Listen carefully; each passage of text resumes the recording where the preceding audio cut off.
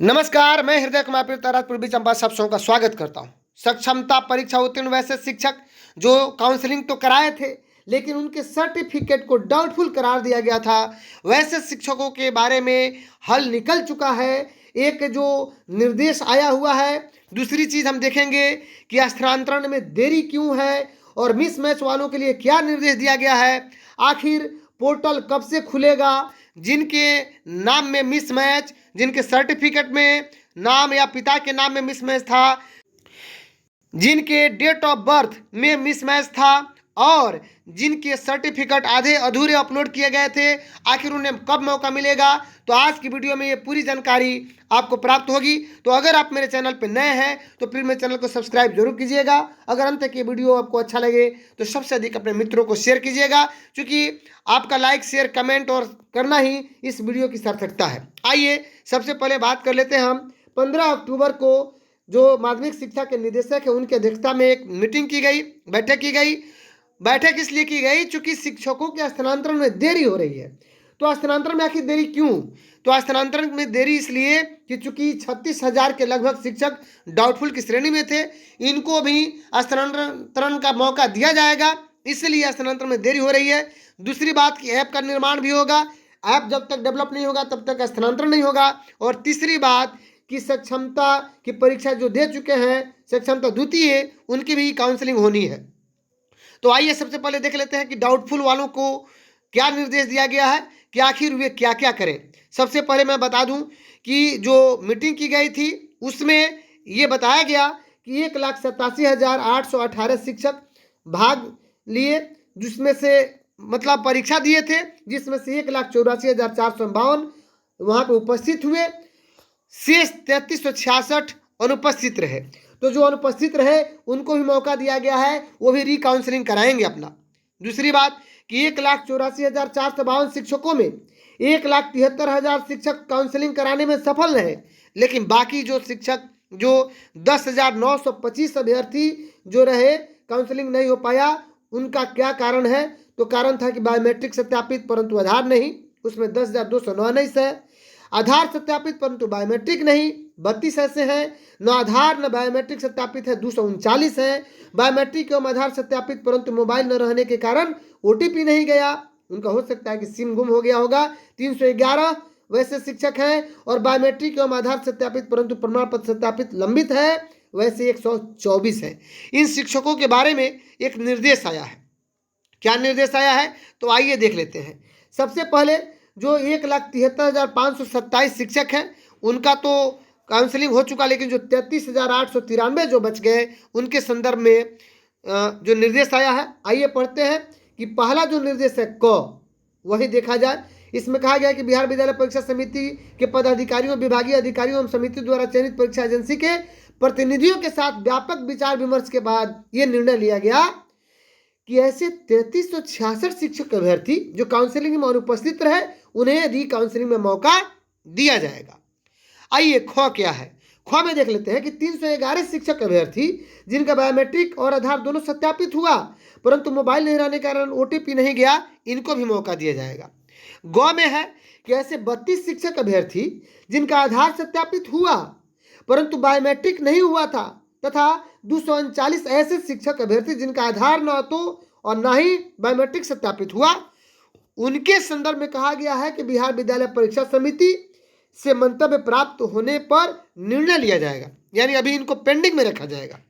आइए 10,219 ऐसे शिक्षक हैं जिनका काउंसलिंग के दौरान बायोमेट्रिक सत्यापन हुआ परंतु नाम में अंतर, जन्म तिथि में अंतर, आधार संख्या में गलत प्रविष्टि के कारण इनका काउंसलिंग सफल नहीं हो पाया, इनको भी मौका दिया जाएगा। लेकिन आधार सत्यापन नहीं हो पाया, उनके संबंध में कुछ यहाँ पे लगभग 6 ठो बिंदु तैयार किए गए हैं, उनके संबंध में निर्देश दिया गया है।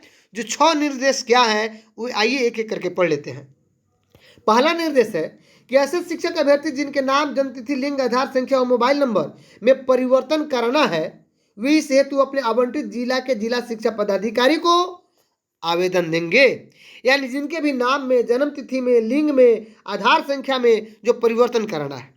आइए 2 नंबर, अभ्यर्थी द्वारा दिए गए आवेदन के आधार पर संबंधित जिला कार्यक्रम पदाधिकारी द्वारा संशोधित नाम, जन्मतिथि, लिंग, आधार संख्या एवं मोबाइल नंबर की प्रविष्टि बिहार विद्यालय परीक्षा समिति द्वारा विकसित सॉफ्टवेयर पर किया जाएगा एवं अभ्यर्थी द्वारा दिए गए आवेदन को भी अपलोड किया जाएगा।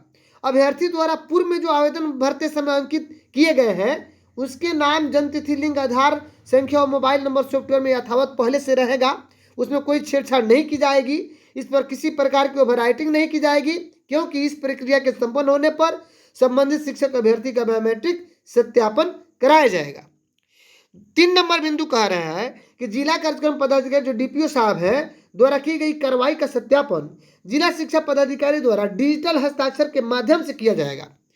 4 नंबर जो है कि बिहार विद्यालय परीक्षा समिति द्वारा उपयुक्त निर्देश के क्रियान्वयन हेतु दिनांक 19/10/24 तक सॉफ्टवेयर में आवश्यक परिवर्तन कराकर विभाग को संसूचित किया जाएगा, यानी विभाग को खोलने के लिए बताया जाएगा। बिहार विद्यालय परीक्षा समिति द्वारा सॉफ्टवेयर में आवश्यक परिवर्तन संसूचित करने के बाद 30/10/2024 तक प्राप्त आवेदनों के आधार पर सॉफ्टवेयर में आवश्यक प्रविष्टि कराना एवं इसका सत्यापन सुनिश्चित किया जाएगा। अब आइए, यदि किसी शिक्षक अभ्यर्थी के आधार में अंकित नाम के टाइटल एवं मैट्रिक प्रमाण पत्र में अंकित नाम के टाइटल में परिवर्तन होने के कारण आधार सत्यापन नहीं होने की स्थिति में शिक्षक अभ्यर्थी द्वारा न्यायिक दंडाधिकारी, देखिए बहुत बड़ी बात है कि न्यायिक दंडाधिकारी के समक्ष दायर किया गया शपथ पत्र प्रस्तुत करने पर उनके नाम एवं टाइटल को सही मानते हुए आधार सत्यापित किया जाएगा।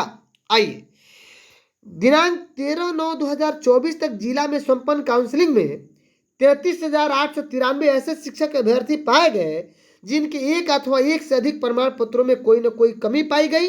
इन शिक्षक अभ्यर्थियों के संबंध में निम्नलिखित निर्णय लिया गया। कमी पाई गई कहने का मतलब यह है कि बहुत तरह के कारण थे, ओरिजिनल है उन्होंने अपलोड किया था, हो सकता है मार्कशीट अपलोड किया था, ओरिजिनल अपलोड नहीं किया था, या मूल प्रमाण पत्र अपलोड नहीं किया था, या जीरोक्स अपलोड कर दिया गया था, ये सारी समस्याएं थी। तो आइए, इनके संदर्भ में भी जो ये हम अभी 3 नंबर बिंदु पढ़े उसमें भी आपको 1, 2, 3 करके इसमें निर्देश दिए गए हैं। पहला कि ऐसे 96 शिक्षक अभ्यर्थी जिनका प्रमाण पत्र प्रथम दृष्टया फेक पाया गया, यानी फर्जी पाया गया है, कि सूची निकालकर मुख्यालय स्तर से गठित समिति द्वारा इन प्रमाण पत्रों की सत्यता की जांच कराई जाएगी, यानी ये फर्जी है, इनकी जांच कराई जाएगी एवं फलाफल के से शिक्षक अभ्यर्थी से संबंधित निदेशालय को अवगत कराया जाएगा। संबंधित निर्देशक द्वारा जो अग्रतर कार्रवाई होगी वही की जाएगी। 2 नंबर पे है कि 9,996 शिक्षक अभ्यर्थी जो किसी न किसी प्रमाण पत्र की मूल प्रति प्रस्तुत नहीं कर सके, जैसे बहुत सारे लोगों का डीएलएड का या डीपीई का मूल प्रमाण पत्र अभी तक नहीं मिला है, वैसी स्थिति में इसके लिए पुनः उनको अवसर प्रदान किया जाएगा। और 3 नंबर जो कह रहा है कि 23,801 शिक्षक अभ्यर्थी जिनका एक या एक से अधिक प्रमाण पत्र संदिग्ध पाया गया है, ऐसे शिक्षक अभ्यर्थियों के लिए सही प्रमाण पत्र अपलोड करने हेतु बिहार विद्यालय परीक्षा समिति द्वारा सॉफ्टवेयर में विकल्प प्रदान किया जाएगा। और ध्यातव्य हो कि संबंधित अभ्यर्थी, बहुत महत्वपूर्ण बात है कि द्वारा पूर्व में जो अपलोड किया गया प्रमाण पत्र यथावत रहेगा, ताकि अभ्यर्थी द्वारा अपलोड किए गए और पूर्व का जो प्रमाण पत्र है दोनों प्रमाण पत्रों का आवश्यकता अनुसार अवलोकन किया जा सके, जांच किया जा सके।